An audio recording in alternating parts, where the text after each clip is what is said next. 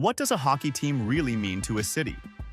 Is it just about goals, wins, and championships? Or is it something deeper? In Quebec City, the answer was clear. The Quebec Nordiques were more than just a team.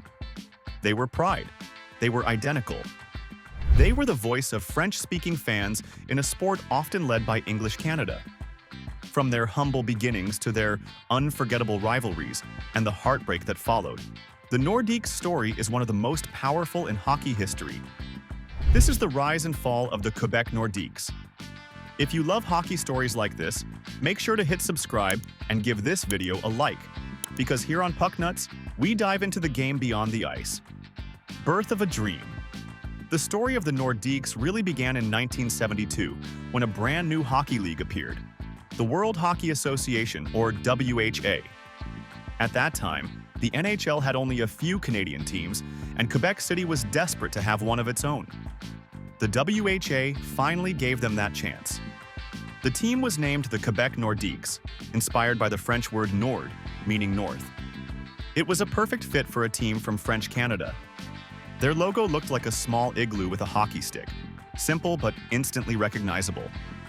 The team colors, blue, white, and red, matched Quebec's flag, making the team feel like a symbol of local pride. The first seasons were tough, but things soon turned around. With stars like Marc Tardif and Réal Cloutier, the Nordiques grew stronger. In 1977, they reached their biggest moment yet, winning the Avco Cup, the WHA's championship trophy. For Quebec fans, this was proof. Their team truly belonged among the best. But the WHA couldn't survive forever. By 1979, the league was falling apart. That year, 4 teams, including the Nordiques, were invited into the NHL. For Quebec City, the dream had finally come true. Their team was now part of hockey's biggest stage, joining the big league, entering the NHL. In 1979, the Quebec Nordiques finally stepped onto the NHL stage. The whole city was filled with excitement, but reality hit quickly. Success in the big league wasn't going to come easy. The Nordiques were up against richer, stronger teams, and they had to battle hard for every single win. One of the smartest decisions the team ever made was drafting Michel Goulet. With his smooth skating and deadly scoring touch, he became a true superstar. But the biggest surprise came a year later, in 1980.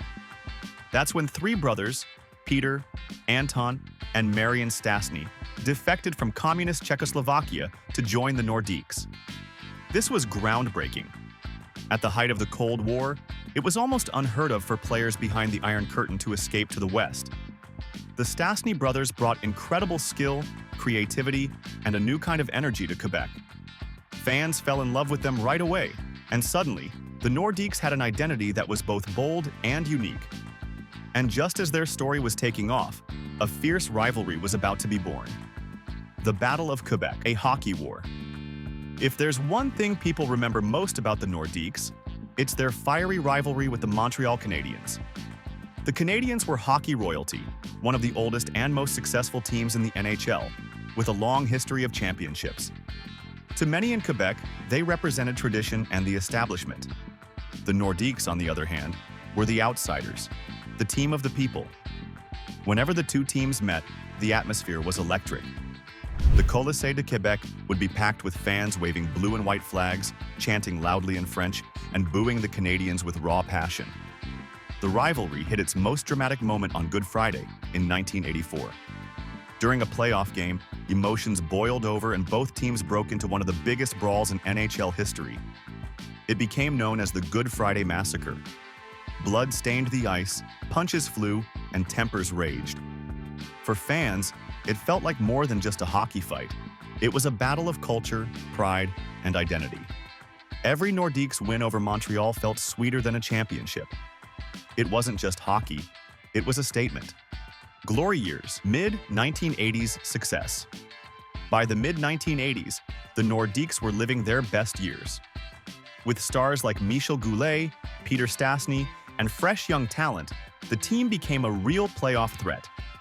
Beating the Canadiens in the postseason made it even sweeter, and every win added more fire to the rivalry. In 1987, something special happened. a young center named Joe Sakic joined the team. No one knew it then, but Sakic would grow into the heart and soul of the franchise. He wasn't loud or flashy. He led with quiet confidence, skill, and consistency. Fans admired him instantly, and he soon became their hero. The Colisée was alive during these years. Crowds roared in French, waving flags and chanting with pride. For a moment, it truly felt like the Nordiques were on the verge of greatness, maybe even a championship.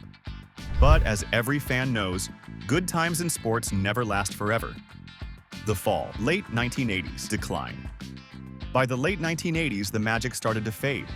The Nordiques' biggest stars were getting older, and the younger players weren't ready to take their place. On top of that, money was always a problem. Quebec City was one of the smallest NHL markets, and the team simply couldn't compete with the big American franchises that had deeper pockets. Bad trades and poor decisions from management only made things worse. Slowly, the team slipped lower and lower in the standings, and the excitement of the mid-80s began to disappear. Then came the Eric Lindros drama. In 1991, the Nordiques won the right to draft him first overall, and fans were thrilled. But Lindros shocked everyone when he refused to play for Quebec. He didn't want to live in the city or even try to learn French. To the fans, it felt like a slap in the face. The standoff dragged on for months, embarrassing the franchise. But in the end, what seemed like a disaster turned into one of the most important trades in NHL history. Rebuilding with youth, the Forsberg trade. In 1992, the long and painful Eric Lindros story finally came to an end. After months of drama, the Nordiques traded him to the Philadelphia Flyers. In return, Quebec got a massive deal filled with players, draft picks, and young prospects. The most valuable piece of that trade turned out to be a young Swedish forward named Peter Forsberg. At first, many fans felt disappointed. Lindros had been hyped as the next big superstar, someone who could change the future of the team. Losing him seemed like losing a once-in-a-lifetime chance. But soon, things started to look very different. Forsberg proved to be tough, fearless, and incredibly skilled. He quickly became one of the best players of his generation. With Forsberg on the ice alongside Joe Sakic, Owen Nolan, and Matt Sundin, the Nordiques suddenly had one of the most exciting young rosters in the entire NHL.